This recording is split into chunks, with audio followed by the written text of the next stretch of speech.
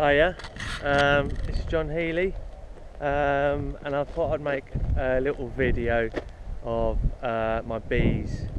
It's the 5th of April today. We're in coronavirus lockdown, but beekeeping, you're okay because they're livestock. You know, you're creating food and you need to look after your bees this time of year, because it's the start of the season, start of spring, and they naturally want to swarm. So you need to check for queen cells and all this kind of stuff. So anyway, I'll get into that. But I just thought I'd show you where I keep my bees. This beautiful place here, lots of forage. Last year, all this was old seed rape, which the bees absolutely love, and the honey's delicious, but it's quite hard work using it. But I'll just quickly show you my hives, and then I'll stop the film and get set up to go through one of my hives. Okay, but this is where my stuff is. I've got my smoke already lit. It's in my toolbox, which is also acts as a nuke for, say, if you need to catch a swarm in an emergency. This is my top bar, which I made. Just got the plans off Pinterest, nice and easy. I made this last year. I went through this yesterday. I might go through it again today because I just want to double check the queen. But yesterday, effectively, when I came here yesterday, I took all the nets off. The woodpecker nets, all the mouse guards, and open up the entrance blocks. So that's just an update from what I did yesterday. I ran out of time, so I've come back and I thought I'd make a video.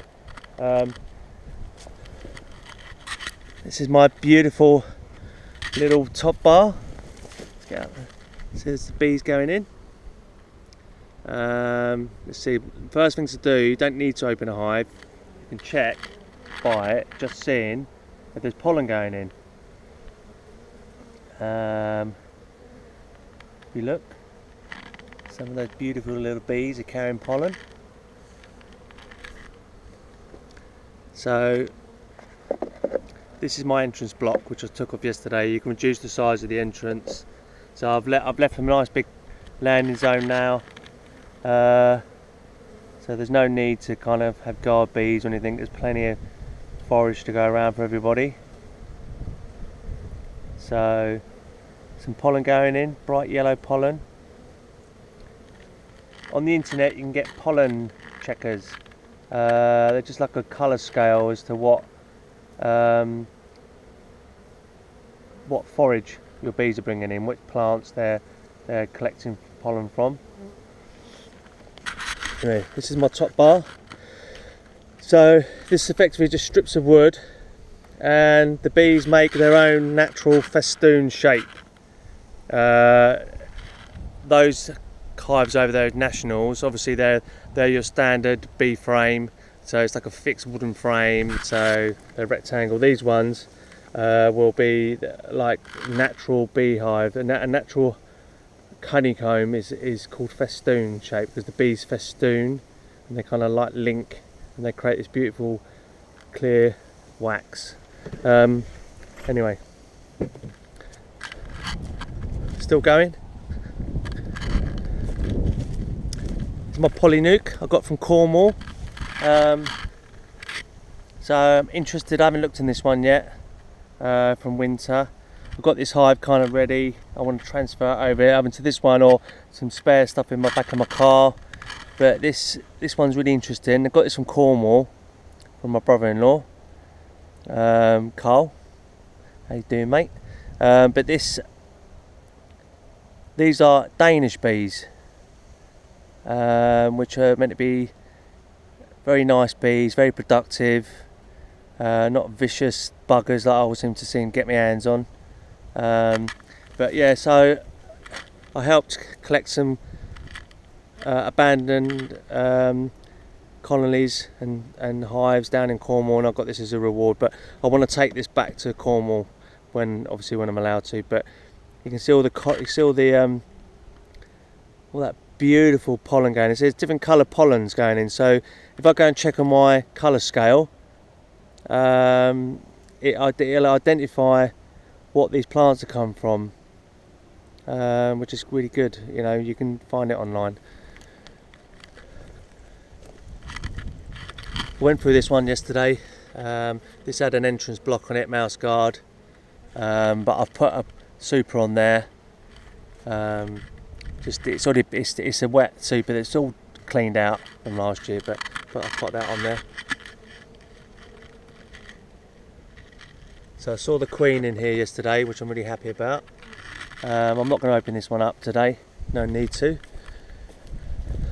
Water, always make sure there's plenty of water for your bees. I put this honey out from last year. I don't know, hopefully I'll get the bees to find it. These are my my 4th hive, and these ones are super feisty. Ooh, let's get out of this. Let me come around this side. Sorry. Right, there we go. How cool is that? Beautiful.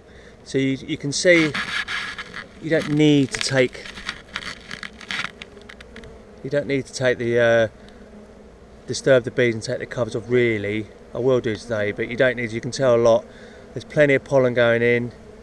The bees are very active. They're very happy. They very happily mind their own business. They don't need me obviously taking their roof off. They don't need me disturbing them, but I will have to today. But if the pollen's going in, it's a good sign that you've got an active queen laying, and she's very happy in there, building up her colony, ready for summer. Let's try and dig this in the ground.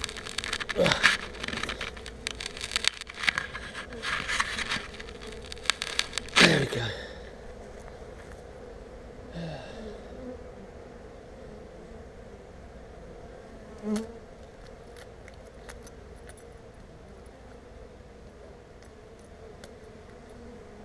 So there's plenty of pollen going in.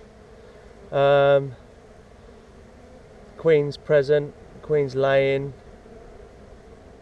You know, this hive last season, you couldn't even come near it. I'm on my own, so if you've got a very, very, very angry laying queen, you need to kind of dispatch the queen, and the bees, worker bees will collect and produce a new queen or new queens. That's why getting rid of your queen. But sometimes what I found is that they go from being very angry to very, very nice, and I just think it's where the sperm has run out of that particular strain of when the queen's laying a certain type of angry bee.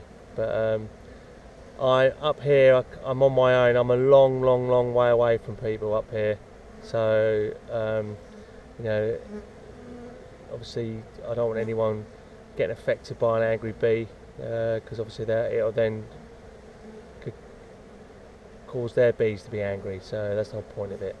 Anyway, the main thing is the bees are lovely.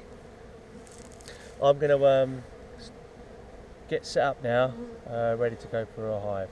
Thanks.